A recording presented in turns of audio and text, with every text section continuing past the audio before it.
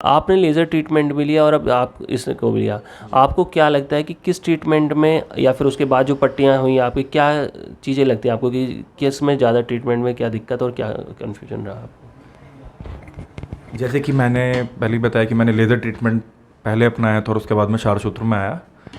अगर हम कंपैरिजन करें दोनों के ट्रीटमेंट का आफ्टर सर्जरी, तो लेज़र ट्रीटमेंट में सर्जरी के बाद पट्टियाँ होती है जिसमें कि कुछ दवाइयाँ लगाई जाती है और उस दौरान कुछ समय के लिए दर्द होता है। और अगर हम क्षारसूत्र में बात करें तो क्षारसूत्र में धागा जब हमारा बदला जाता है तो वहाँ पे 2 या 3 मिनट का रहता है, जो कि पट्टी के दौरान भी दर्द होता है अगर आप लेज़र ट्रीटमेंट में जाए, और क्षारसूत्र में जाए तो धागा बदलने पे भी बहुत हल्का सा दर्द होता है। और उस जख्म की सफाई वगैरह अगर मॉडर्न खुला ऑपरेशन है जी और जख्म की सफाई होती है तो उसको लेकर के भी आपको लगता है कि वुंड में जो क्लीनिंग है या क्लीनियर जो डाले जाते हैं उस जी सबसे आपको पेन उतना ही होता है, या फिर ये जो ये मेरा एल्कलाइजर थ्रेड है क्षारसूत्रा, जी इससे आपको ज़्यादा इसके एल्कलाइजर होने की वजह से ज़्यादा जलन होती है?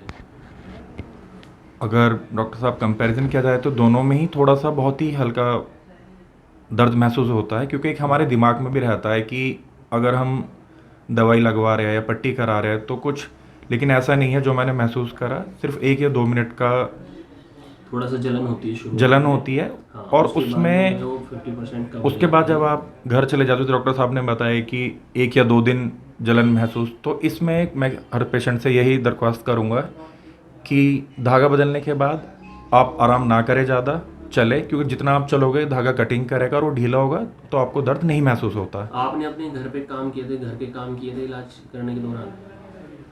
आप शादी वादी में भी गए थे?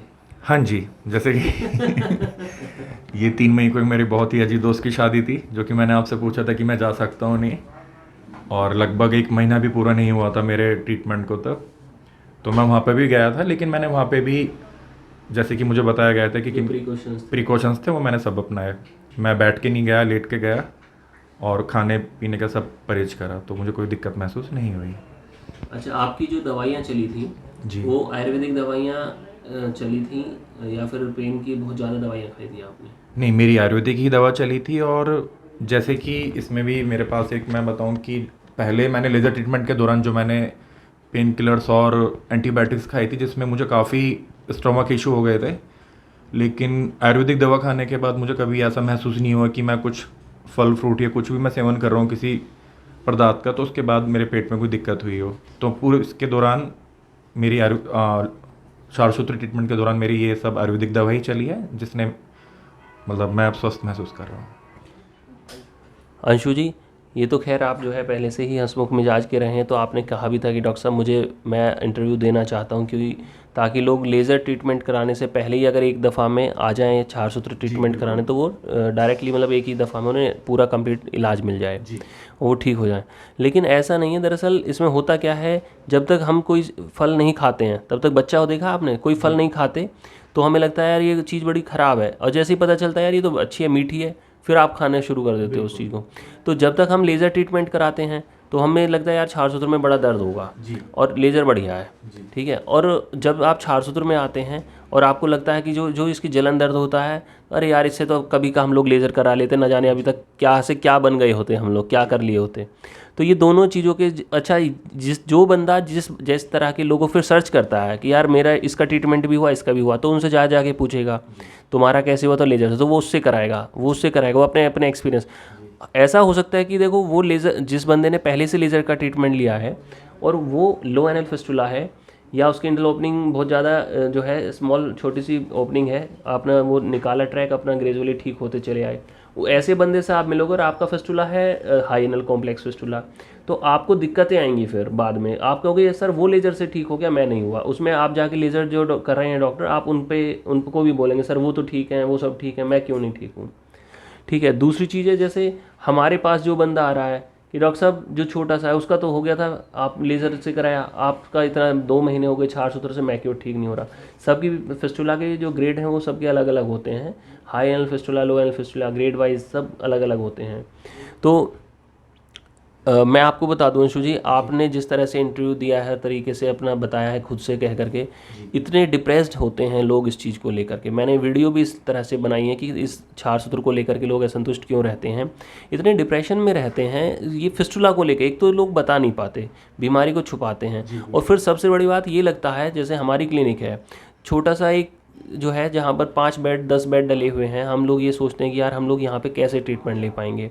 और जब हम किसी बड़े अस्पताल में, किसी का दिल्ली के किसी हॉस्पिटल का नाम ले रहे हैं, लेकिन जो बड़े बड़े जिनके नाम अक्सर आप देखते हो हॉस्पिटल्स के, वहाँ से मरीज यहाँ पर आता है तो ऐसा लगता है कि यार हम वहाँ तो ठीक नहीं हुए, यहाँ कैसे ठीक हो जाएंगे। ये एक जो बिल्डिंग स्ट्रक्चर को देख करके लोगों का, और हाई फाई सोसाइटी को एकदम से देख करके लोगों का जो मेंटल स्टेटस मैच करता है, वो चीज़ कहीं ना कहीं उनकी गड़बड़ा जाती है। दूसरी चीज़ ये रहती है कि आपको ट्रीटमेंट लेने से मतलब है और किसी चीज़ से मतलब नहीं होना चाहिए, ठीक है। दूसरा, इतने डिप्रेस्ड होते हैं पेशेंट कि सुसाइड भी अटेम्प्ट करते हैं। आई होप कि ये वीडियो जो है आपकी अगर उन लोगों तक जाती है तो वो इस तरह की चीज़ों को छुपाएंगे नहीं, तुरंत बताएंगे, अपने बेटा बेटी से समझाएंगे, उनसे बात करेंगे, बेटे ऐसा कोई इशू तो नहीं है, आपको कॉन्स्टिपेशन तो नहीं होता, आपको कोई दिक्कत तो नहीं है एनस के एरिया में, बच्चा बार बार अगर इचिंग खुजली कर रहा है, माँ पूछेगी कि बेटी आपको या बेटा आपको जो है कुछ ऐसे दिक्कत है क्या। तो लोग इस चीज़ को थोड़ा सा मार्केट से, जो एक मजाक का इशू बन गया है, गुदामार्ग का अगर कोई भी बीमारी है, एक मजाक का इशू बन के रह गया है, वो लोग इसको बीमारी को जो है अपने घर वालों के साथ में शेयर कर सकेंगे। और जो इस तरह के लोग सुसाइडल अटैम्प्ट करने की कोशिश या मन में, क्योंकि मेरे पास कॉल आते हैं ऐसे, डॉक्टर साहब मुझे याद है केस किसी ने बाहर में कराया था, और उसने लिटरली ये कहा था, डॉक्टर साहब मतलब रोने लगा जब मैंने कहा भाई सुबह बात करेंगे, अब रात बहुत हो गई है, बोला वो रोने लगा कि सर मुझे अब बात नहीं, अब जो है मेरा मन करता है मैं मर जाऊँ।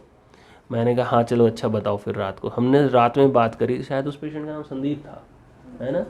रात में हम लोगों ने बात करी, अगले दिन वो आया सुबह लेकर के, उसने सेम डे हमने ऑपरेट किया, क्षार सूत्र डाला, उसके बाद इजीली हमने उसका काम किया पूरा का पूरा। और डॉक्टर साहब मैं तो इतना खुश हूँ, ये है वो है। बाद में तो उन लोगों से मिलके बस हम लोग को यही दुआ मिल जाती है, यही बहुत है। लेकिन लोगों को अगर ठीक हो जाए तो अच्छी बात है, उन तक ये वीडियो ज़्यादा से ज़्यादा आप लोग शेयर करें, सब्सक्राइब करें। आप भी एक बार बोल दीजिए।